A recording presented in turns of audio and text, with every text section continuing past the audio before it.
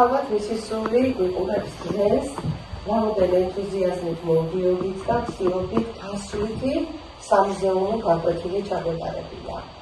და ჩაგვეტარებინა მეტად საფასუხისმგებლო კვირეულში, იცით თქვენ რომ მასწავლებლის ეროვნული ჯილდოსადმი მიძღვევი კვირეული მიმდინარეობს მთელ საქართველოში და მინდა აღნიშნო, რომ პირველ რიგში, რასაც უეცდებით იმ პროფესიის საპატიჟანებლად ვაკეთებთ დღევანდელ გაკვეთილს, რომელსაც მასწავლებელი ქვია. შეგნებულად ვისურვებთ ნიკოლოზ ტიფანიძის სამუზეუმს, იმიტომ რომ ნიკო ქართული ლიტერატურის ისტორიაში შემოსულია როგორც მასწავლებელთა მასწავლებელი. და სხვა ვინმე მოახსოვს, თუ არა ჩვენი დიდი მწერალი, რომელიც ქართული ლიტერატურის ისტორიაში განსაკუთრებული ხელწერითაა შემოსული მინიატურული ჟანრის დიდოსტატი, იმპრესიონისტი მწერალი და დიდი სულის და კაცობის მატარებელი ავტორი. ჩვენ სასწავლო პროგრამაში მისი რამდენიმე მინიატურა ჰქონდა მხოლოდ ჩაშენებული და თქმა უნდა ავადმყოფობდით, ავადმყოფობდით იმ ხეობებიდან გამომდინარე, რომ იგი ჩვენებული იყო, წყალტუყოელი იყო და გადავწყვიტეთ რამდენიმე მინიატურა წამოვკითხა. გადაცოცხლებინა მისი ლიტერატურული პერსონაჟები. მას ასე, დღევანდელ გაკვეთილს წარმოვიდგენთ ავტობუს ოტიესემერის სახელობის პირველი საჯარო სკოლის მეცხრე კლასის მოსწავლეები, მიცვლელს მასწავლებლის ეროვნული კვირეულისადმი სახელწოდებით ნიკოლოზ ტიფანიძე მასწავლებელთა მასწავლებელი. იმ სამყაროს მიხედვით, რომელსაც შემოქმედით მის, დაგროვებულ თვალს შეუძლია ამოიცნოს თვით შემოქმედის ძალა, პიროვნული ხასიათი და სულიერი რაობა. სხვაგვარად რომ ვთქვათ, თითაცა ხატების და ნისლავების მხატვარი, აგრეთვე დამადებულთა და ნისლავების განმადებელი. მეოცე საუკუნის სახელგანთქმულ ოსტატებს შორის ნიკოს პირველხარისხოვანი როლი იმთავითვე მიენიჭა. ქრონოლოგიური თვალსაზრისით იგი ერთ-ერთი პირველი ბელადეშტი გახდა, რომელმაც საუკუნის დასაწყისის ქართულ მწერლობაში გააუყვალა ევროპულ და ახალი სასიცოცხლო იმპულსებით გაამტკიცა ეროვნული სულიერი კულტურა. ნიკოლოზ ტიფანიძე, გამოჩენილი ქართველი მწერალი, საქართველოს ნახტიჭირის უფრა. ამ სახელს კრძალვით წარმოთქვამდნენ თანამედროვენი, არა მხოლოდ იმიტომ, რომ მწერალი იყო, თანაც დიდი, არამედ არაორდინალური ბუნება აშკარად გამოაჩერდა სხვაგან. შემთხვევით როდი წერდა მწერალი, კაცი მზესავით უნდა გიყურებდეს ყველანი და მართლაც, მას მზესავით უცქებდნენ ყველგან და ყოველთვის. მისი გამდნილი ცხოვრება მზესავით ნათელი იყო და ნათელი დასტური ადამიანური კეთილშობილებისა, იმ მაღალი შეგნებისა, რომელიც ამგვარად ჩამოაყალიბა ერთგან მწერალმა. მე ვიცი, არც ასუფეველი მომელის სათაშინა და არც ახელი დიდება და პატივისცემა ამ ქვეყნად, მაგრამ მე ძეგლი უნდა დამიდო. არა იმიტომ, რომ წერლობაში მუშაობ, არამედ იმიტომ, რომ ჩემი ტვირთი ისევ ზიდე, რომ არც ფეხი და არც ხელი არ დამისვრი. ისე მივიტანე, რაც კი შემეძლო სამშობლო სამსხვერპლოს. ენიერია, მკვდარია ენა, ისეთი მწერალი ჰყავს, რომლის ხატოვანი ენა, გონიერება, ცხოვრების მაღალი აზრი და შეთქმულება სულიერ საზრდოდ იქცევა ადამიანებისთვის. ასეთი შემოქმედი კი არ იბადებიან, არამედ გამოეცხადებიან ხოლმე ხალხს, ეს ქვეყანას და აფრიზერენ მათ. ასეთი იყო ნიკოლოზ ტიფანიძეც. მისი წერილობით სიტყვას დიდი ჯადოსნური ძალა ჰქონდა. ის ძალა, რაც მოივარეს ატევას გააჩნდა.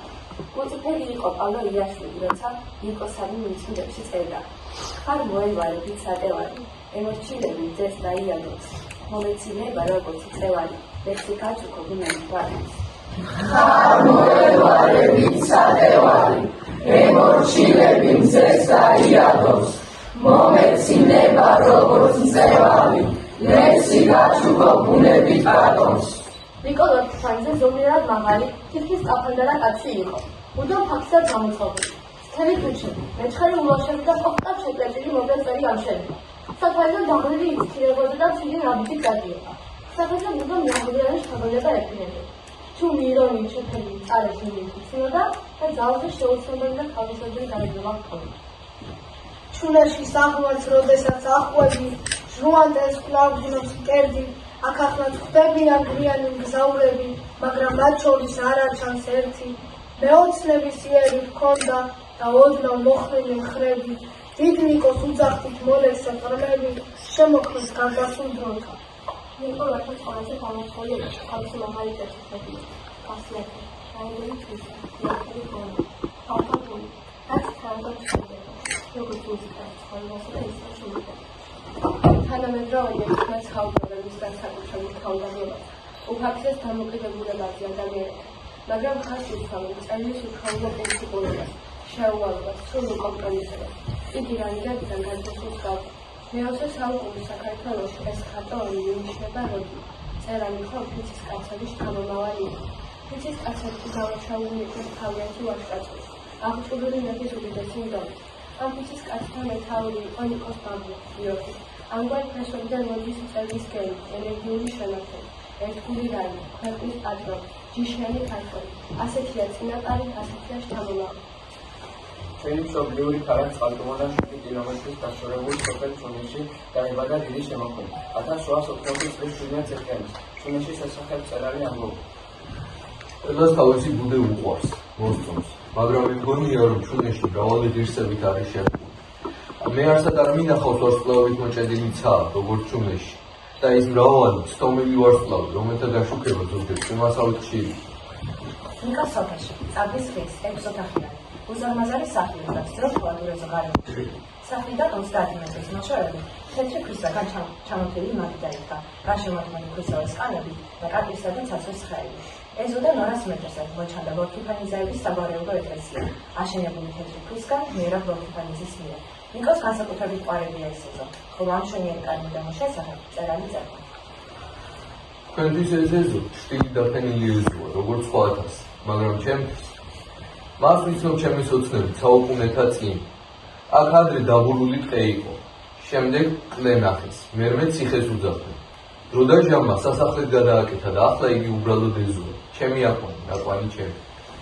წერის მამა, მერაბ ბორტიფანი, თავისი დროისათვის მოდერნიზირება და ქართული პიროვნება გახდა. ისტორიისა და ქართული ლიტერატურის ზემოწამით ცოლი. დედა კიდე წულფიძეების ხვარის შთამომავალი იყო. მან კარგად იცოდა ლიტერატურა, ლექსებსაც წერდა. იყო მრავალშვილიან ოჯახში აღიზარდა. მას 2 ძმა და 4 და ჰყავდა. თითოეულ მათგან შესაძლებელი განათლება ჰქონდა და თითოეულ მათგანმა ნათელი კვალი დატოვა მიზანიდან საზოგადოებრივ ცხოვრებაში. ნიკომ წერა-კითხვა ოთახში შეისწავლა და ადრევე გამოამჩნდა თავისი შემოქმედების ნიკის. თავდაპირველად იგი ქუთაისის გიმნაზიაში მიაბარებდა, საიდანაც ვლადიკავკაზში გადავიდა და სწავლა ხარკოვის უნივერსიტეტის მათემატიკის ფაკულტეტზე გააგზავნა. შემდეგ კი მაგრამ სწავლა ვერ დაუსრულებია და სტუდენტური გამოცდის გამო უნივერსიტეტიდან გამოვიდა. 1902 წელს ხარკოვის უნივერსიტეტიდან გამორიცხული ავსტრიაში გაემგზავრა და ქალაქ ლეუბენში სამთო აკადემიაში შევიდა. სწორედ აქ შედგა მისი პირველი ძველი ლექტორი.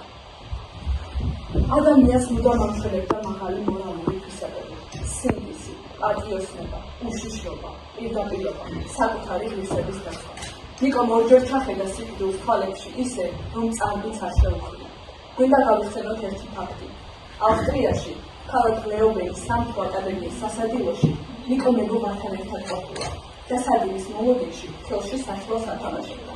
მათთან მისულ ახალგაზრდა უცნობ ლექტორს ნიკოსთვის დაცილით საშვების ჭირდება უთხოვია. გაჯავებულ ნიკოს ისევა დაუწუნა ლექტორისთვის, რომელმაც ნიკო დუელში გაიწვია. დუელი მეორე დღეს დაინიშნა. ნიკოს მეგობრები მთელი ღამე წუხდნენ ფარიკაობაში. მოხდა საოცრება. მიუხედავად იმისა, რომ ნიკოს ცუდმხედველობა ჰქონდა და დაშლისათვის ხელი არასოდეს უხლია, მან პირველმა მსუბუქად დაჭრა მოწინააღმდეგე და გაიმარჯვა. გავიდა წლებიდან ნიკო კვლავ გამოიწვიეს დუელში. ამჯერად ოფიცერმა აკიმოვა. ეს შემდეგნაირად მოხდა. 1907 წელს თბილისის ერთ-ერთ კლუბში ნიკო და რუსი ოფიცერი აკიმოვი წააყარებდნენ. რადგან რუსმა ოფიცერმა აკიმოვმა ქართველი ერი შეურაცხყო, მოთმება დაკარგულ ნიკოს მისთვის სილა გაუწია. დანიშნა დუელი. დანიშნულ ადგილზე ნიკო თეთრი პერანგითა და შავ ფახტით გამოცხადდა, რაც შესანიშნავი სამიზნე იყო. მეგობრები ურჩევდნენ, ძილცულანებისთვის თავი დაანებებინა და პირისპირ არ დამდგარიყო. წინააღმდეგ შემთხვევაში სიკვდილი არ აცდებოდა. სეკუნდანტებმა დუელის დაწყება ანიშნეს. აკიმოვმა ნიკოს დამდაჩა გულდასმით დაუმისნა. სროლის ხმა მოისმინა. თურამ პედაგოგის საკლოს გადაუარდა. მაგრამ ნიტყვა არ შეერთებულა. ისე ვიდგამ შვიდად დაუღრებდა. აკიმოვი გასვალი მეორე თვლა წასდა. თვითონ კი დარბაჩა ჰაიშკაიშოვი. 1907 წელს ნიკო გუნდება სამშობლოში და გერმანულ ენის მოსწავლებლად იწვევს მუშაობას სატექნოლოგიო უნივერსიტეტში. ნიკო სიცოცხლის ბოლომდე ეწეოდა პედაგოგიის საქმიანობას და მინდა სამაყოდ უნდა ითქვას, რომ მან წარმატებით გაიარა პედაგოგის რთული და შემოქმედებითი ცხოვრების გზა. მას სწავლობდა მოსწავლე პედაგოგია.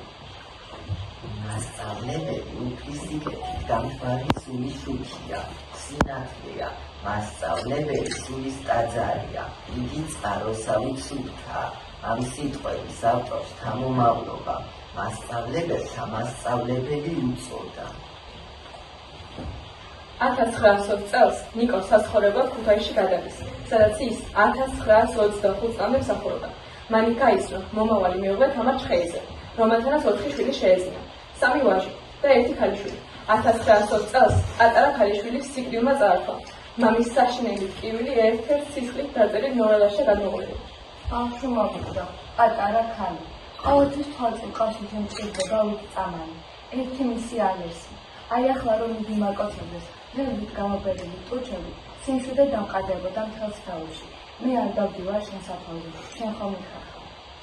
1928 წელს სიცოცხლის ბოლომდე ნიკო საქართველოს პოლიტექნიკურ ინსტიტუტში გერმანული ენის ლექტორად, შემდეგ კათედრაზე მუშაობს. მრავალი წლის მანძილზე იგი იყო ხელოვნების მუშაკთა კავშირის თავმჯდომარე, პრეზიდიუმის წევრი. ნიკო 1940 წლის 2 მაისს გარდაიცვალა. როგორც მწერალი ოთარ ჩხეიძემ და გუნდზე დაკრებულ ხელებში მიცვალებულს ის ხატი ეჭირა და ეს ხატი გახდა ცემა. ნიკო თავდაპირველად სასაფლაოზე გადავიდა. შემდეგ იგი დუბლში გადაასვენეს. გარდა თათბის ვიზაში ნამდვილად ალანი იქნებოდა მის. საბედნიეროდ ეს აზრი გადახდით გამოიწვია. მაგრამ სამწუხაროდ არ გამოიწვია. უარეს ხმდომობითაა შეგახსნა მტრის ამბი. და თუ მოყვიდე ჩემს საფლავთან, ვარც ნუ მოიცა, ცრემლებს ნუ დავი. მოსყვიდე თუ არ დისაფლავის ბუჩქებს, დაყნოსი, დატყვი და გაიხარე. მე მხოლოდ იმას ვთხოვ, ნუ გამიხსენ. მართალია ანდერძი მოკლეთაგან დაიგება, მაგრამ ნიკო ჩვეულებრივი მომგავი როდი გახდა. უგდავდა მისი შემოქმედებით გაიმსახურა. ამიტომ უმადური იქნებოდა ქართველიერი და მისი უკანასკნელი სურვილი, ნუ გამიქცა ერთმა შეესრულებინა. დღევანდელი გაკვეთილი სამის დასტურია, რომ ნიკო ჩვენს თაობაში ისეთივე აქტუალური და უკდავია, როგორც მე-20 საუკუნის დასაწყისში. ნიკოს კალამს 200-მდე მინიატურა, მოთხრობა და ნოველა ეკუთვნის. მაგრამ ის სასარგებლოდ აღსანიშნავია, რომ მათგან უმეტესობა მამულის თემატიკაზეა შექმნილი. რეაქციის ბატონობის ატმოსფეროს სულ უხუცავდა მწერალს, განკურნება ძალადყოფად ხდიდა. სწორედ ამიტომ 1916 წელს დაწერილი მინიატურაში სიზმრები იგი ხმამაღლა აცხადებს. მე ავადვალ სამშობლოს ავადმყოფობით, განიკურნება იგი და მოვცემი მეც. მე ავადვალ სამშობლოს ავადმყოფობით, განიკურნება იგი და მოვცემი მეც. თავისი ადრინდელი ნაწარმოებებით ნიკომ მრავალ ლიტერატურულ სიახლეს დაუპირისპირდა სტატიების ქართულ მწერლობაში. ამ სიახლეებთან საგანგებოდ უნდა გამოიყენოს წერის განსაკუთრება ნომინატურულ ჟანრში, როგორც კლასიკური სრულყოფის საქმეში. მართალია ამ ფორმას ჩვენში აგრეთ მომართავდა და მედიასა ქართულს ამასწავლებლად არ არის გამოიყენება. წერის ესთეტიკური წარსულის ჩამოყალიბებაში მნიშვნელოვანი როლი ითამაშა იმპრესიონისტობა მიმდინარეობა, რომელიც მე-19 საუკუნის დასაწყისში მეორე ნახევარში საბრაგეში აღმოჩნდა. სახელწოდება იმპრესიონიზმი შეიქმნა კლოდ მონეს ნახატის საბეჭდების მიხედვით. იმპრესიონისტების კრედო, გოეთის თქმის სიტყვებია, შეხედი წამოშვენიერი ხარ. ამიტომ მნიშვნელობა სანიჭებნება. ნიკოლოზ შუხაძის პროზაში განსაკუთრებული ადგილი უჭირავს საშობაო მინიატურების ციკლს, რომელიც სამი ნაწილისგან შედგება. სარეცეპტო, საქართველო იკიდება და ბმა თერგი. თითოეული მათგანი თავისი სიუჟეტური გააზრებით გამოიყენება ნაწარმოებს წარმოადგენს. მაგრამ მათ გამამხნევებელ და ერთმანეთთან შემაკავშირებელ ღერძა ავტორის მიერ ორიგინალურადაა გამოყენებული ქრისტეს მერთა საუკუნეების განმავლობაში დაკავშირებული ადამიანური მიზეზით ფარგლებული გამოსახვა. ნაწარმოებს პროლოგიური უძღვის მე-19 საუკუნის წინანდელი ამბავი მაცხოვრის შობა. ავტორის გულისწყივილი ისაა, რომ მე-19 საუკუნის შემდეგაც თითქმის იგივეა კაცობრიობა, ოღონდ უსამართლობით სავსე. უიმოვერია და კაცის სამშობლო. სასაბამო მინიატურის პირველი ჩანახატი ინების უსამართლობით განპირობებული სიკვდილის გადავლებას გვიჩვენებს. ხოლო მეორე მინიატურაში შემოწირულებელი სიძაფვითაა განხილული ეროვნული ტკივილი. ნიკო მინიატურით იკიდება საქართველოს ზარებს რექს, რათა გამოაფუძნოს გადაგვარებამდე მისული ქართველი ენა. იყიდება საქართველო, მინდორველი, თაგური, ტყი, ვენახი, სათესი, წარსულის ისტორია, მომავალი სვევები, მშვენიერი სენი, ნაამაგები საყრი და კარი, ჩუქურთმებიანი მონასტრები და ეკლესიები, წმინდა ჰაერი, მოწმენდილ მოკაშკაშებული ცი, ერი, ბერი, გონება გასწრული ვაჟები, მარხაზი ბავშვები, იყიდება საქართველო, დედით და მამით, შვილით და ძილით, ძმით, დიდ, ცოლით და ნათესავ მოყვრებით, იყიდეთ ბარემ, სულ გაწეწეთ და გაგლიჯით, რასაც საქართველო ერქვა და რაც დღეს უხრად დარჩენილი აზრებს ყორნებს და გულს უკლავს უძლო ჭერის უფალს. მამული და მისი სვეტები, მუდამ მომაწეხოთ და ჭეშმარიტ მამულიშვილს, არაერთი მინიატურითა და ნოველით გამოხატულა. მამული ნიკოსთვის ისეთივე მარადიულია, როგორც სამშობლოს ცა, თა, ბარი და მიწა. მოგდა. ისნას ხელს არ გაუსწორებია საფრთხე. იდუმალის წუხარებით არ შემოუხედა საავადმყოფოს ოთახში სატეხოს პალატს. ნაცნობებს არ მოუკითხა. უკანასკნელ წამის შენდოდა არ მიუღია იმ შვილი. რა ადამიანისა და რომის ძალა აღარ წამდა. მაგრამ თავმოშუდებელი სიტყვების მისმა მოსმენა მაინც უნდა. მოკვდა უცხოეთში. ათასის ნეულებით იყო ავად. არავით არმა წამალმა არ იმოქმედა. იმართებდა პროფესორი ხალხთა წინაშე თავს. ცხედარი გაჭერს. ბატონო, შეხედეთ, ეს რა ამბავია? პროფესორმა ქალწულებმა თქვა და ერთმანეთს სიტყვაშას ხერხდა. ბატონო, გული სადღა? გულის მაგიერ ფრაგმენტად არჩენილი იყო.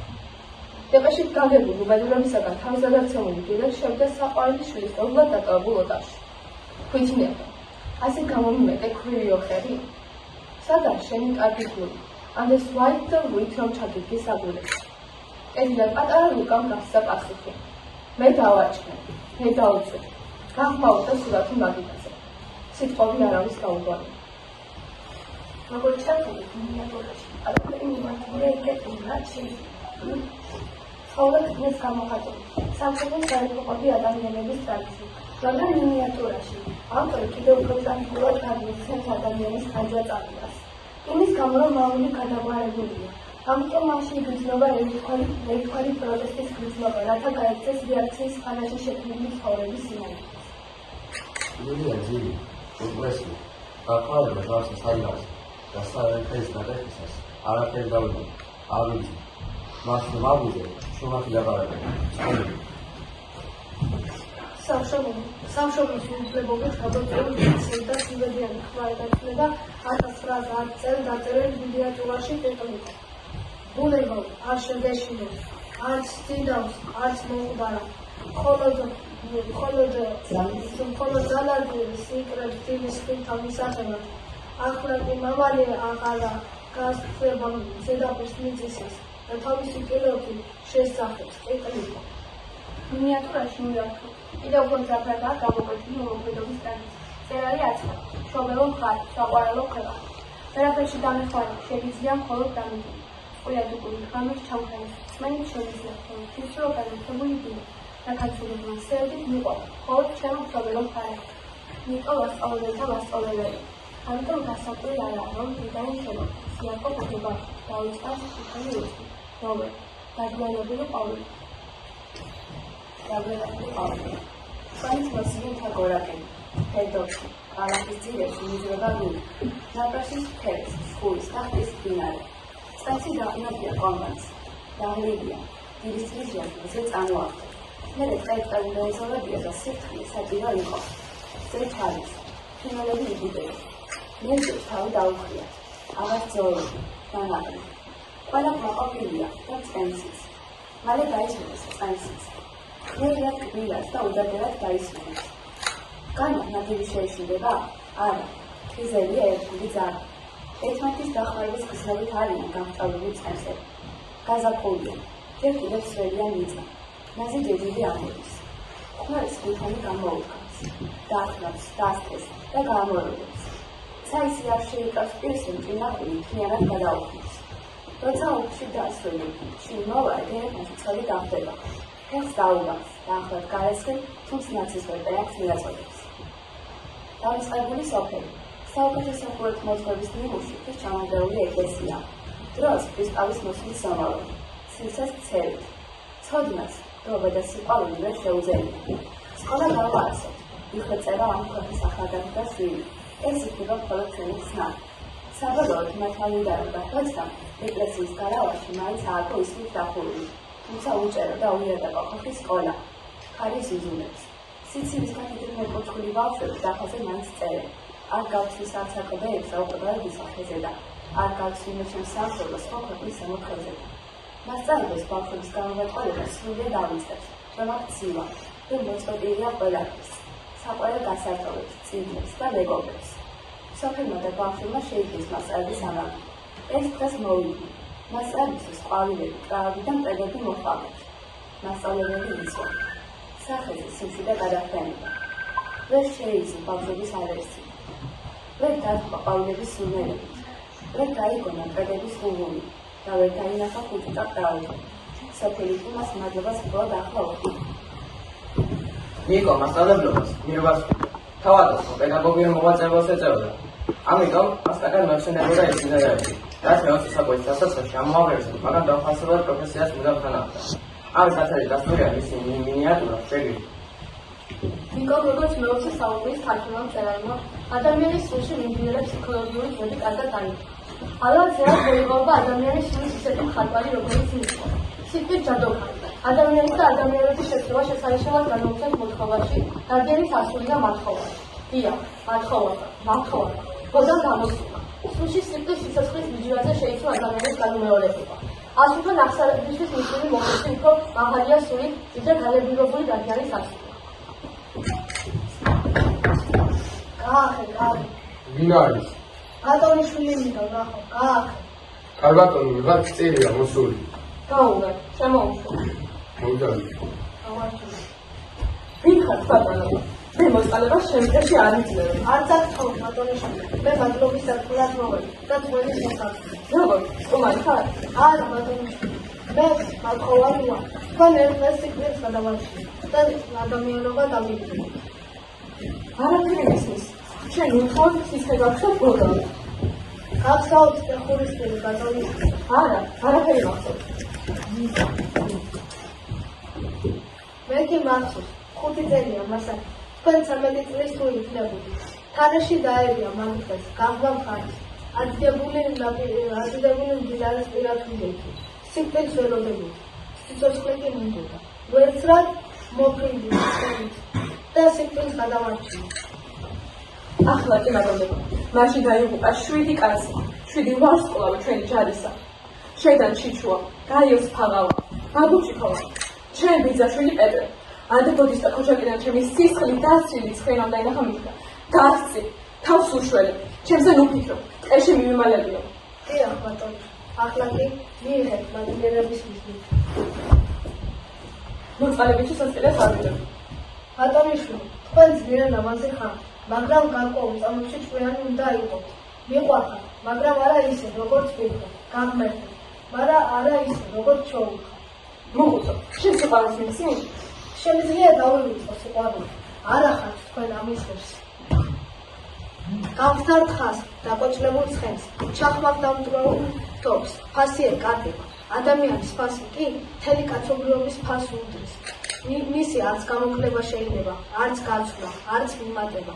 ადამიანი ერთია, მუდამ ერთი. გლობალური კრიზისი ცნეობას დაეწყო. ცნეობის მწვავე დეფიციტის გამოსახატავად ნიკომ ყველაზე ეფექტურ ქონად გემოსილობა დაინახა. რადგან ადამიანურ ურთიერთობათა მრავალფერობაში მასზე მყარი, ხელშეუხებელი, გაუგზარავი და გამოგრეველი არაფერია. რატომ არის ზედაშუობაში რამე იღება, ეს იღება ნიკოსთვის სამშობლოს შუების პროფესია. მეოცე საუკუნის დასაწყისში თითქოს დიდი წინასწარმეტყველის რომელთი გრძნობს საშიშროებას და განგაშის ზარი ხარისხებს უყვარულ და უმაგურ შვილებს, რაც ძალიან კარგად არის გადმოცემული მის ნოველაში თავსაფრიანი დედაქალაქი. ქართველი ქვრივი დედაქალაქი. თავსაფრიდან წუდება. წინდაც კი შა. თუ გამოჩნდა მეტისმეტად მილია წყალში გავლებული სასახი. თეთრი შუბი. შავი ნაყვალი თვალები. ზეზე გამშავებული ნოყები. მოკლული ცხვირი. სისხლისფერი ტუჩები, თეთრი გრძელფრთებიანი ხელები ეტყობა ბირთვს ვეღარ საქმიანობს. ინაკავლებისტერმა, იქ რომ მოყარენ გაიგიცდადის პოლიციაში, სასამართლოში, მუდარით, საჩივით, ისე რომ ვერ აჩერებს კედელი. მარკა სიშორი გადაირდის, გასწურავს, მიიწევს, თავისას კი მიაღწევს. ბევრი არ შიტებოდა შორიდან, მაგრამ მტკიცე გადაწყვეტილება, როგორ გუნდგულო ობლებს. გასაკეთე სამშვილი, რომელიც საზე დააყენა. ორი ცალკე დაასახლა. თავის კი თავისთან დაიწოვა. იმედაც და მიდეშა. მოუმელა. გადიოდა დრო. არსად არ იყო ზედმეტი. ხარ ერთ შვილისულთან მივიდოდა, ერთ ქალიშვილთან ხარ მეორესთან. ხსოვდა წელს. უდოდა რომ ბავშვისთვის რაღაც გაეკეთებინა. საქსოვარი. ერთ დღესაც მივიდა და პატარას წინდა მოშორდა. გაიხადე შვილო, პატარა აქვს, ამას შენ დამიასწავლე, შენ ახალს მოგიქცო. წინდა მინდა, დედა წინდა მინდა. რა დედა, შეგენანა განაერთდა? კიდე მეორე შვილიშვილიც მოიმაგნიერო, მითუ ამის საღირავ პატივს არის. რათა შვილო, ბავშვს რატო ათამამს, პატარა აქვს, ამას კოცი ასწავლე, მას ახალს მოგიქცო. შეგენა, ნამდვილად შეგენა. არავითარი ასლი, არავითარი ფიქრი, ხოლო სიტყვები შეგენანა. მოიმაგნიერო საღირავი პატივი. ბევრი არ ვფიქრია. გავიდა თავის დაჭერნახულები ყოფიდან. გარშემო არა ეს. ყველაფერი ღირებული სკიფში ჩაიწყო. მერე გავყვა ფეხით. ფეხით გავყვა გადადიანებული სახლიდან მუშორებით ბილიც. გაიარა საფლავზე. ხელი გადაუცვა. ხომოვა. თომა ჩემო ფილიპე. დავიდა დრო. გაზეთის ქრონიკა იწყებოდა. ქალაქის ჩიხში ვიღაც გარი იბოლესო. არაფერი მნიშვნელოვანი არაცვია. მხოლოდ უსახელო ხიდზე მეჭედი უკეთია, სადაც ძირს ამოვიკითხეთ. ფილიპე. დიახ, მიღებული ადამიანები უცებულოდ იკარგებიან, მაგრამ ნიკოლო კიფალიძემ სამარად ჯავო ძეგლი დაუდგა ამ ნოველით.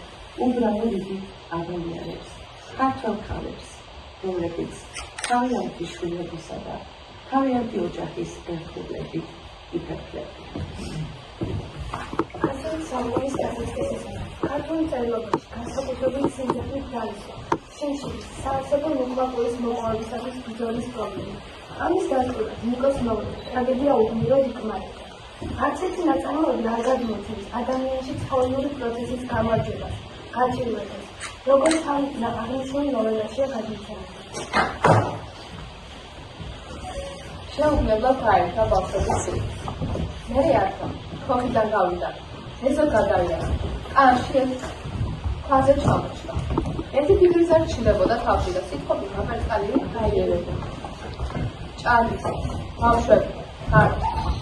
მე არქვა, ისე შარაგზას გაუყვა, ორღობში შევიდა და ვიღაცამ გაუძახა. გუშინ წირო მხოლოდ თქვი, ღმერთია მოწამე, არ მქონი. აი, დღეს თემაქვს ცოტა, ნახევარჯომს ისწრები, ოღონდ არ დამბუყო, იმ პარასკევს უნდა დამიბრუნო. მომეც. მამა, ხვილი მოიტანე? ხომ დავითხოთ, არ ვიმინო. კი, ბავშვები, წადი გაიგეცი ბიძოლა ეთოსინისთან და ოხაფუში გამოვარდი. ბევრი ახლა მოგცემ ცოტას. მამამ წუჩუმაზე ნაცავ. კეცი და დაჭერია იყო. გაკეთდა. სული დაუბერა გასაგრილებლად. ეში ჩაიგო. თელს ხალს გამიზომებმა დააკეცრა. მერე მეორე რუკაც. სწავდა ენას და მაიკ ჭამდა. ბავშვები შემოვარდნე. მამა, წადენი. მამა, ბავშვები, მამა. გადი თქვენ გასაწყვეტლებო. ბავშვები ცაიწყეს მინახა.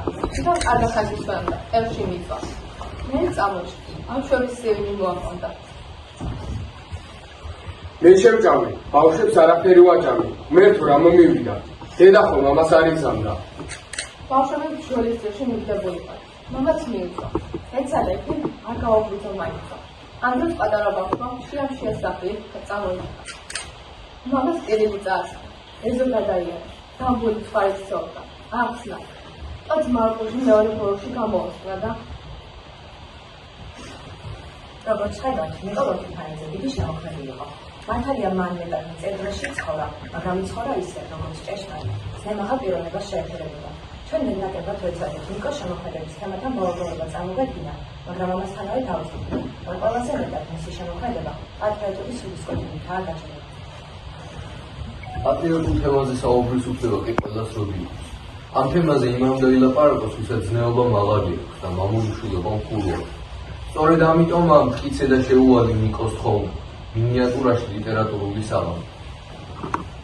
ჩემი ოთახის ფანჯრიდან ხშირად უჩას ერთი გოლით დაფასი სისხლები გაფერილი მყინვარი და შორიდან ნაზი ხვალესთვის ვითხვა ნაზი ქალწულისა მოუვარი საქართველოს თავიანთანაში ბაგრატის ტაძრის ნანგრევები თანხით მოსიჭრის უფალებით რომ დასწრებია ქუთაის თითქოს უხმა ჩვენყოლებად მოუვარი საქართველოს ზოგჯერ ქუჩაში წინ განამეყობა სულის მესაიდუმლეშოდა და ძალების პირობითი მოუძღვება მოუვარი საქართველოს თუ ბატონო ჩემო უშინ წინ რომ კოკის პირულმა წილად დაასვა აღდაფიქრულია ამხარებული კაბინეტი ძაღლი თვითონიცებისა მოუვარი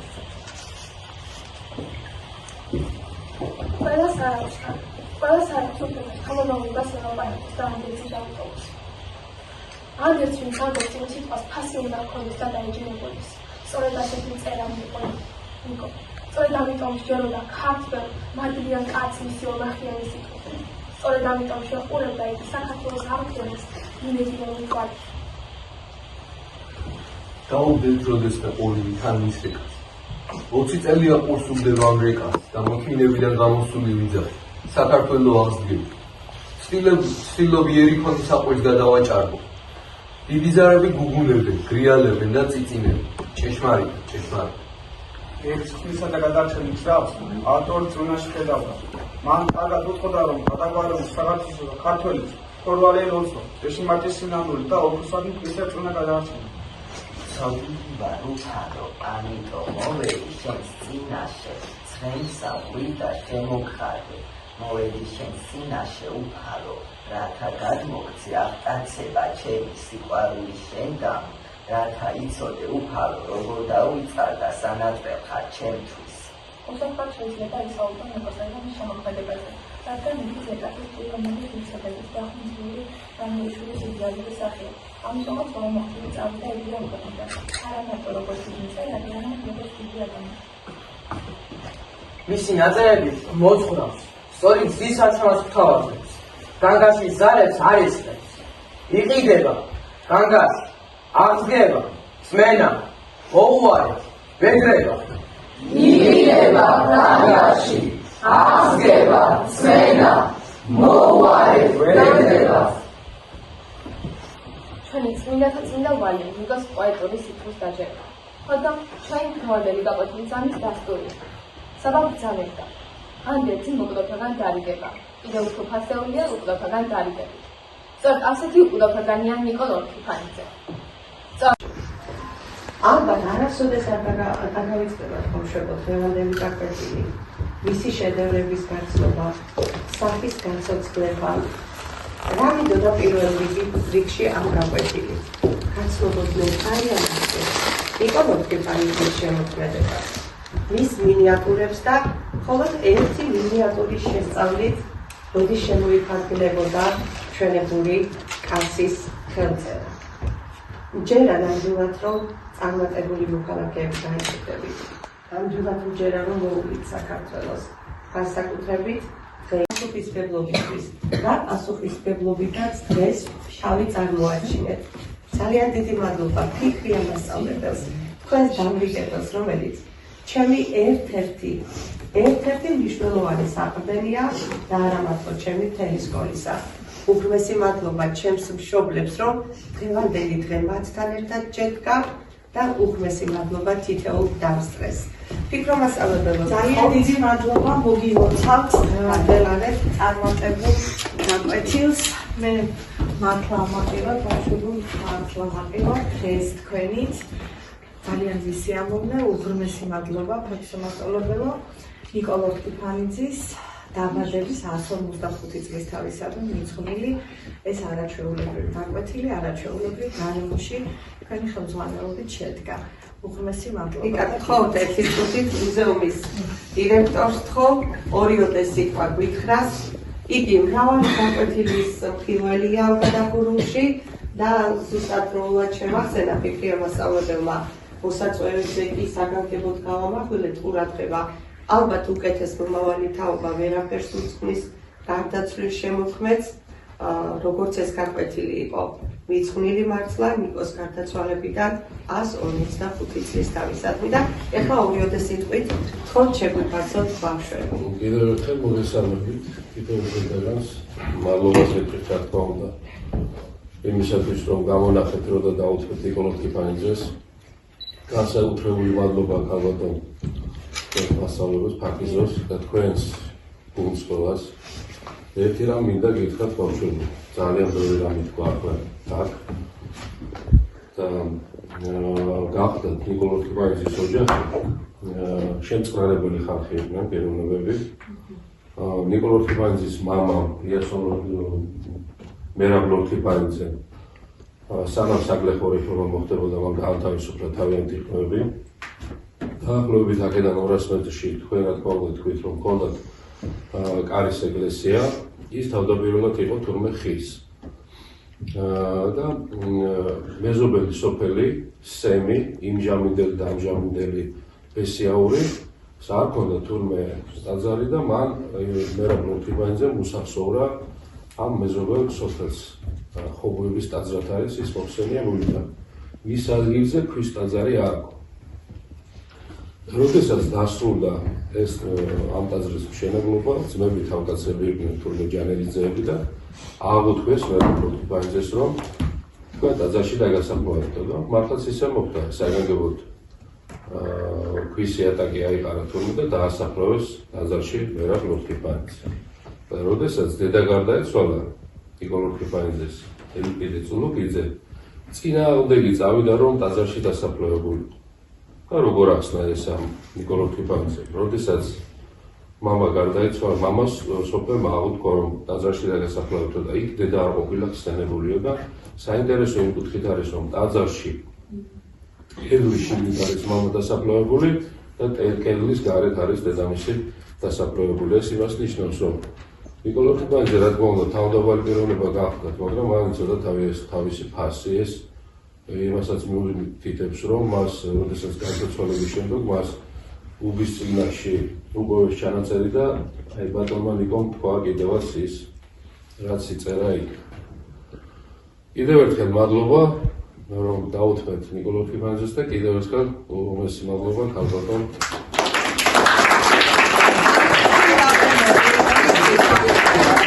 ეხლა ეს იყო ამათი გასვლითი გაკვეთილი. პირველი აკვანი გავარწიეთ მე გპირდებით ძალიან ბევრი შემოქმედებით გაკვეთილებს და მე ერთი საჩვენებელი აკადემიური გაკვეთილი დედაენის კვირეულში აუცილებლად უნდა ჩავატარო. ხო, მაგ ორი სიტყვა გითხრა. აი ბავშვებო, ძალიან ემოციები თქვა დატვირთული, ძალიან კარგები იყავით, ძალიან ლამაზები იყავით, ძალიან ჭკვიანები იყავით დღეს. რა ვიცი, დიდი მადლობა ამ დღისთვის, დიდი მადლობა ქალბატონ ფაქიზოს ესეთი საუკეთესო გაკვეთილის ჩატარებისთვის და რა ვიცი, ყველაფერი საუკეთესოები. კი, შრომას არ შეგიყრია წყალში. ნამდვილად. საუკეთესოები ხართ, მიყვარხართ და მიამაყენდით. თიამას. ძალიან დიდი მადლობა ძმებისათვის. ეს ბავშვები დიდი შემოქმედებას მომავალშიც არაერთხელ აიცნობიან და ეზიარებიან, მაგრამ ამ კედლებში წარმოდგენილი და გაჟღერებული, აი განსხვავებულად ხალბეჭდავია. ძალიან დიდი მადლობა ფაქიზოს მასწავლებელს, წარმატებები მომავალშიც და მოლოდინი გვაქვს ძალიან ბევრი ასეთი ლამაზი დღის. ქალბატონო თინათი.